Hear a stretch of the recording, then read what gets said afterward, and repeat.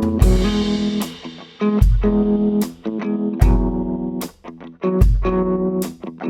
Amigos family, welcome back to another episode of Coffee with Danny, and I'm here with my new amigo Mel, and we just wanted to check in and be able to share some goodness with you today. So Mel, to introduce you to the Amigos family, it's kind of a funny story of how we met. Mel has been involved with Amigos for years now. Him and his wife helping out and making all of what we do possible.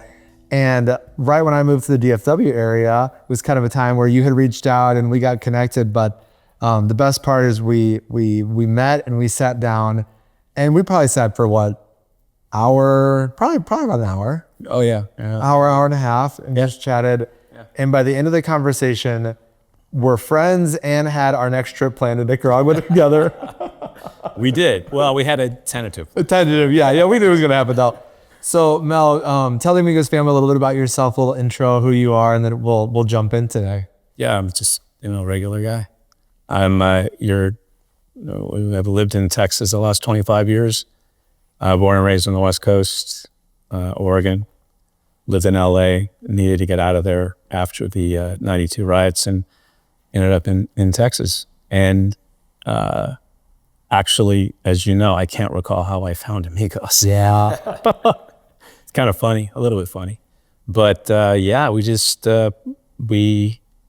have a lot of charities that we care about, and we're careful in the way we vet them, and found Amigos and liked what they did. And like you said, last year decided to reach out for the first time and talk to somebody.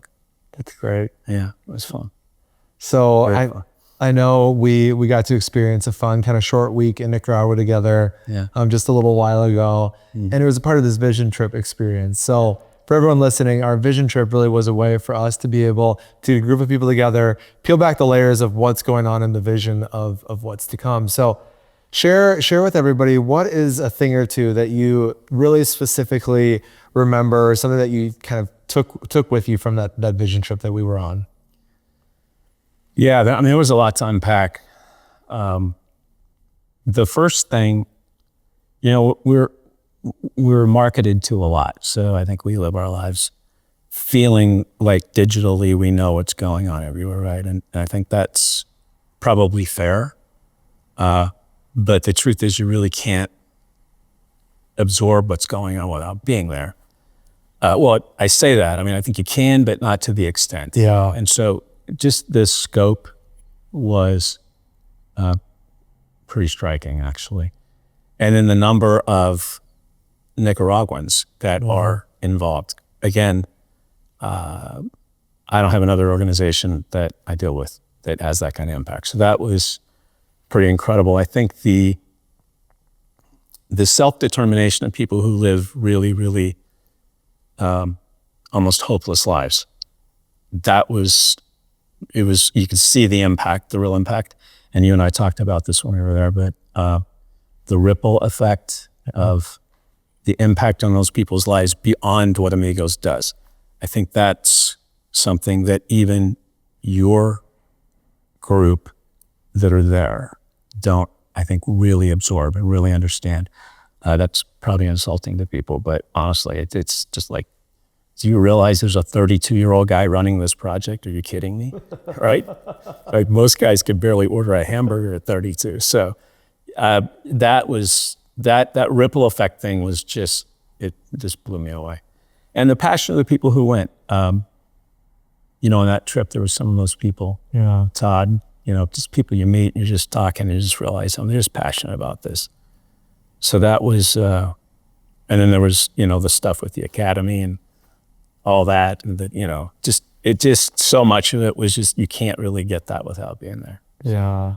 That's a lot of stuff, I guess. No, that's good. I like that. That's good. It's hard to narrow down just to one thing. Oh, yeah. It'll be impossible. Yeah. Everybody's like, when we get to, I forget one of the guys from Ohio, he said, so was it really unbelievable? I'm like, yeah, pretty much. Yeah. I mean, kind of knew it would be. Right. But it's, I think the passion of the people that were there was impressive, actually. Yeah. So Mel, you taught me something, and I'll get to this in a second here, but I'll give it a little bit of an introduction. I feel like at different points in life, we have people that will teach us, or groups of people that will teach us certain phrases that just kind of stick. And there's this phrase I'll start with my beloved family friends in Nicaragua that Nicaraguans have taught me. And there's this phrase where it's "Thank you, God, for another day of life." It comes up in prayers and it comes up in conversations, and it's just this thing that it creates a space. In Spanish, it's "Gracias por un día más de vida." So that's a phrase that for me has kind of carried with me over all these years. Another thing, and this started when I was a little kid, and then it's kind of come back as I've gotten older, is one of my grandpas would always say, "Just always do the right thing." Yeah. That was his phrase, just always do the right thing. And as a kid, it was kind of like, yeah, always do the right thing. And then as I got older, one of my uncles would say, "Hey, your grandpa would always say, do the right thing, just do the right thing." So it's one of those phrases in every circumstance, in life stuff, and work stuff, and whatever stuff. It's always just do the right thing. And another phrase is something that you taught me. And it's this idea of "it will find you." Tell the Amigos family, when I say "it will find you," what does that mean? Because I know for people listening, it's a message that they're going to want to hear. Well, I think, what would the world look like if everybody was intentional about helping others? And what it really means, I believe that if you're intentional, first of all, if you say yes early, before you just say yes. And that can be time, it can be resources, obviously money. But if you're intentional, then the opportunities will find you. It will find you. And it does. It just does. And then you have to be obedient. You have to move forward. You have to do the right thing, as you said, which is funny because I say that same thing all the time. I think you're doing the right thing is always, it will find you. Well, when it finds you, will you do the right thing? I didn't realize, a good example is Amigos. I don't know how it found me. Yeah. I can't remember, right? But it did. Yeah. So, and I think if we had a world full of people like that, it'd be a better place. In just day-to-day life, for people listening, they could say, okay, I love this idea of "it'll find me." What are practical ways people can kind of bring that in? Is it wake up in the morning and just remind yourself, like, God has something special for me, look out for it? Or, what can we kind of share with people for them to say, I think if you, especially in just, most people have very busy lives. Yeah. And it's, the best way I can describe it is a conduit. And this blessing of finances, the blessing of good health, of skills, whatever, right? They're given to you. And you're a conduit. And I feel like when you find it, and it might be, and again, it goes back to you're so busy, you're not really thinking about it. But when you're intentional, right? Because it's not like you're looking for it, it finds you, right? You don't have to look. Yeah. So when a person, and it doesn't, it's like the trip that we went on, I had literally no idea that I would go on that trip. Not other than just you being coercive at some point. But the fact it was just a simple invitation. It was with a little bit of pressure. But that's a good example of, I wasn't looking for that. My intention, the reason I reached out to Kristen, was that we were going to increase our involvement. I was just being intentional. Yeah. Well, then it found me, right? And it changed, and some of the impact from that. I think if you're intentional, if you're just looking for, it might be something as simple as you just find out they have a small need, and it's something you can do. The thing that I deal with young people, and I truly believe, I'm going to be 65 years old, so my runway is relatively short. But the fact is that if we could get like young people to get this. Yeah. I didn't, when I was younger, I didn't understand. I've been doing this for about probably 40 years, right? Well, 40 years ago, I didn't have a whole lot to give, right? but it found me. Yeah.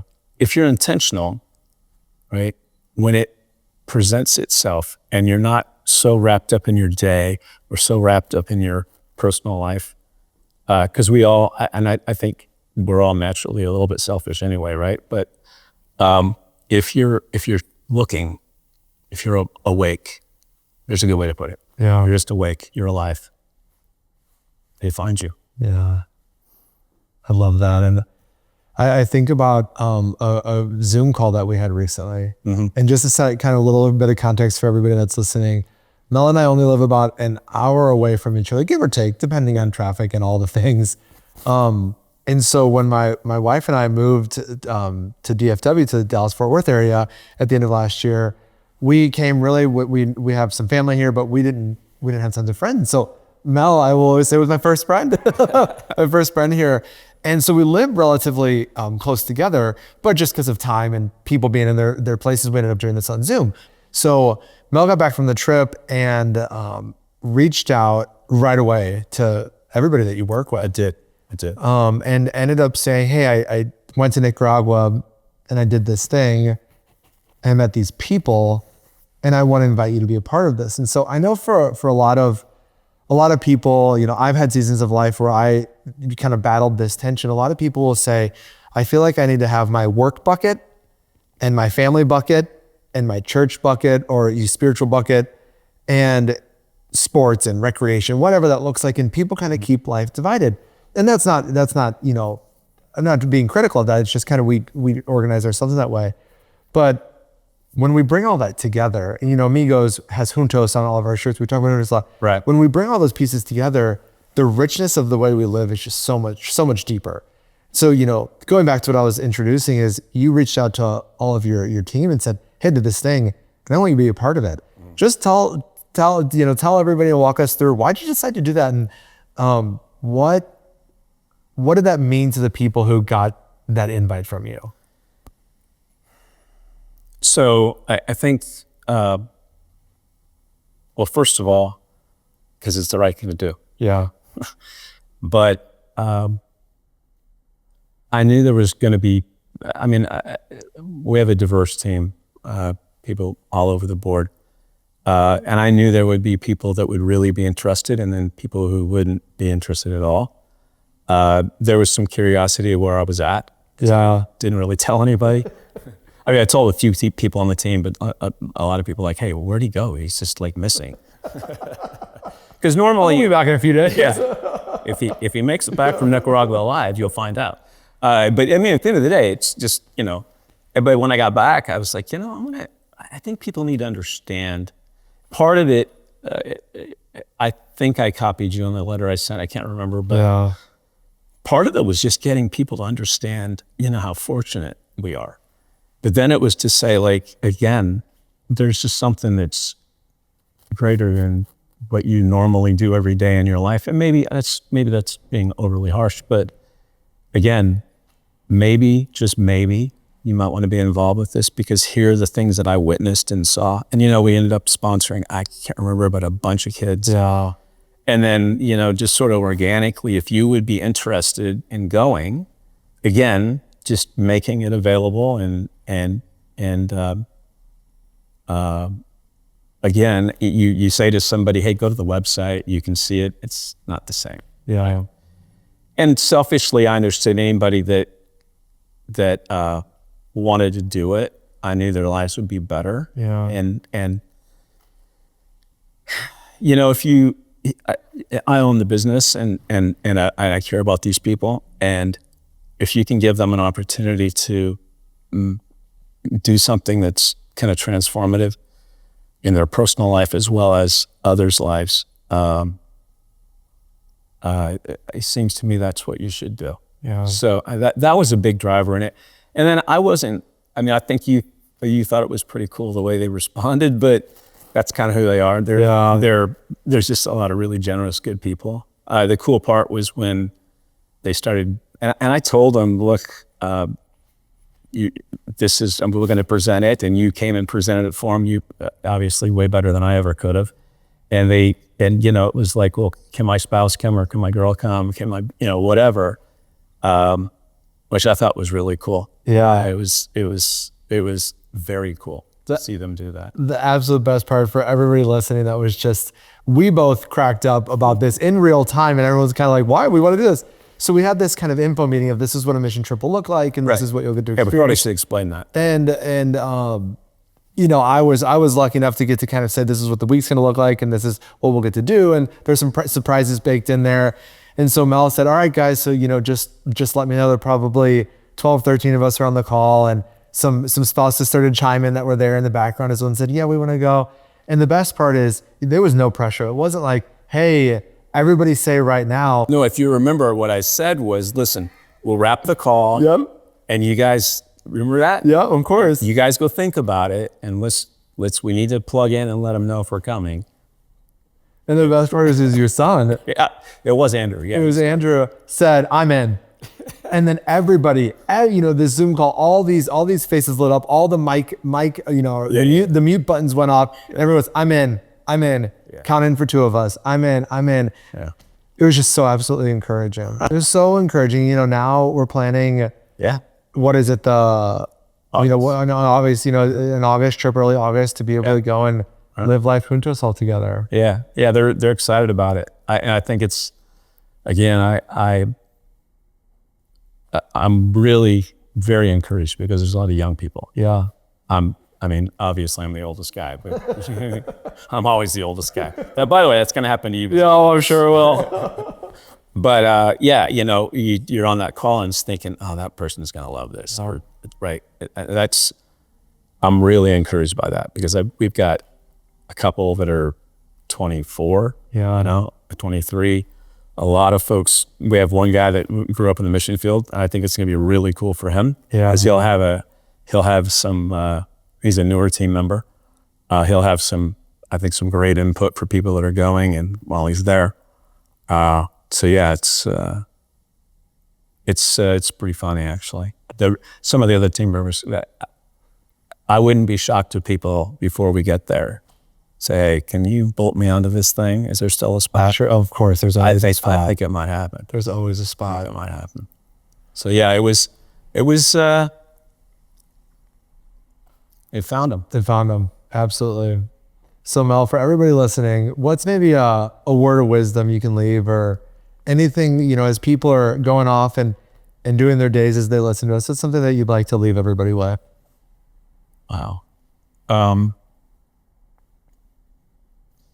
You know, what I said earlier, if everybody, it's not hard to be generous, but we were talking earlier about that before we went on camera, but a common, this is one of the reasons I was put on earth, was to do this, but the common theme was always, well, I don't have a lot, or I can't give. I'm like, so who are you to say that, right? Because a little can turn into a lot. And that's, again, if you're purposely waking up every day, not necessarily searching, right? And back to what you said about doing the right thing. A lot of times people will come back and say, oh man, I can't believe you did this for us, or blah, blah, blah. And I'm always like, it's the right thing. Yeah. It was the right thing to do. So I think if we could go, you know, out and hand out tracts and try to convert the world, or we can just show them. Yeah, that'd be it. That's great. Thank you. Well, Mel, thank you for being with us today. Yeah. Thank you for sitting down and sharing a bit of your story. I'm looking Don't forward really could have found a better person. No, you are a perfect addition. And you know, Amigos family, as we're doing our thing, you know, whether you're out on a walk or on a jog or driving in your car, hanging with your friends and family, or anything in between, I just love what Mel and I got to talk about today, of being open. I have this image of kind of hands open, hands and hearts open, and it'll find you. And so whatever that means for you today, you'll know what that means. And think about continuing to invite family and friends and people that you love into this thing that is so much bigger than us. And as we say a lot at Amigos, transform people. So thank you for being a part of the transformation. Amigos family, thank you. And we will see you guys again soon for another episode.